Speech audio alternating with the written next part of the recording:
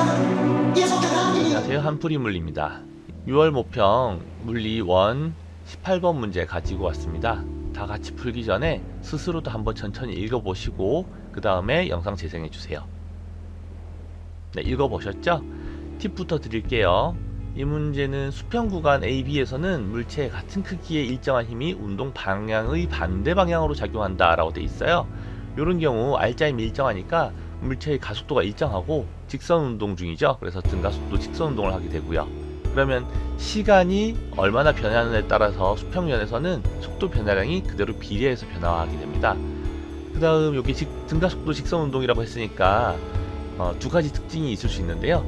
구간별 거리 나누기 구간별 통과 시간 하면 당연히 구간별 평균 속도 구할 수 있죠. 그 다음에 중간 시점에 순간 속도를 구하려면 이 평균 속도를 이용하면 됩니다. 그러니까 0초부터 5초까지 움직였다고 하면 2.5초일 때의 순간 속도나 아니면 0에서 5초 전체의 평균 속도랑 똑같다, 이렇게 해석하실 수 있는 거죠.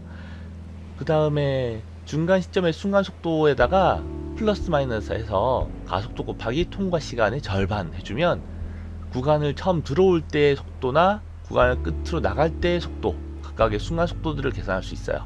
그러면 중간 시점 순간 속도 플러스 마이너스 구간 내의 속도 변화량 나누기 2를 해주면 구할 수 있다는 이야기죠.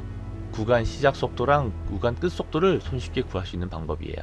그 다음 세 번째로, 이 문제는 비보존력이 작용하는 거 있긴 하거든요. 수직 강력. 그런데 하나도 일을 하지 않습니다. 이럴 때는 운동 에너지 변화량과 중력 포텐셜 에너지 변화량을 합치면 무조건 0이 나와야 돼요. 그래야 역학적 에너지가 보존되거든요.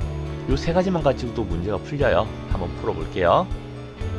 문제에서 준 구간 A와 B의 거리가 1대2 비율이고 통과 시간도 1대2 비율이에요. 그러면 구간 나누기 시간, 구간 거리 나누기 시간 해버리면 평균 속도가 나오는데 평균 속도가 동일하게 나오겠죠? 그러면 그냥 V라고 가정할게요. 그러면 구간 AB의 평균 속도를 찾을 수 있어요. 그리고 이 V는 구간 AB의 중간 시점의 순간 속도로도 이용할 수 있어요.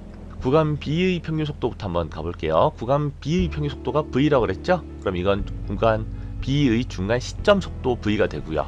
구간 B가 끝날 때 속도를 정지 상태라고 줬으니까 0으로 생각할 수 있어요. 그럼 구간 B의 중간 시점부터 속도가 0이 돼서 멈출 때까지 속도 변화량은 마이너스 V가 되죠. 그러면 속도 변화량이 중간부터 끝까지가 마이너스 V였으니까 시작부터 중간까지는 또 마이너스 V만큼 속도가 변화했겠죠. 그러니까 B 구간 시작 순간의 속도는 V 플러스 V 총 2V가 됩니다. 구간 A의 평균 속도를 V라고 하면 구간 A의 중간 시점 속도도 V라고 할 수 있죠. 구간 A의 통과 시간은 B의 절반밖에 안 돼요. 그럼 속도 변화량이 절반밖에 안 된다는 이야기죠. 그러면 구간 A의 중간 시점부터 구간 시작이나 끝의 시점의 속도 변화량은 2분의 V 밖에 안 돼요. 그러면 A 구간의 시작 순간 속도는 1.5V가 되면 되고요. 구간 A의 끝 순간 속도는 0.5V가 되면 됩니다. 그 다음 이제 요런 각각 순간 속도들을 이용해서 H1 내려오는 동안의 역학적 에너지 보존을 생각해 보면 처음에 정지 상태로부터 내려와서 운동 에너지가 생겼죠. 그러면 출발 속도는 0으로 보면 되고요. 바닥에 내려왔을 때 속도는 구간 A를 들어오기 전 속도 1.5V로 생각하시면 되겠네요. 그 다음 내려온 높이는 H고요. 요걸 식으로 세우면 마이너스 mgh1 플러스 2분의 1m 곱하기 1.5V 전체의 제곱 마이너스 처음 속도 0이었죠. 그래서 운동에너지 처음에 0이었고요. 요걸 다 더하면 0이 되는데 요걸 식을 정리하면 제가 써드렸죠. 1원식처럼 됩니다.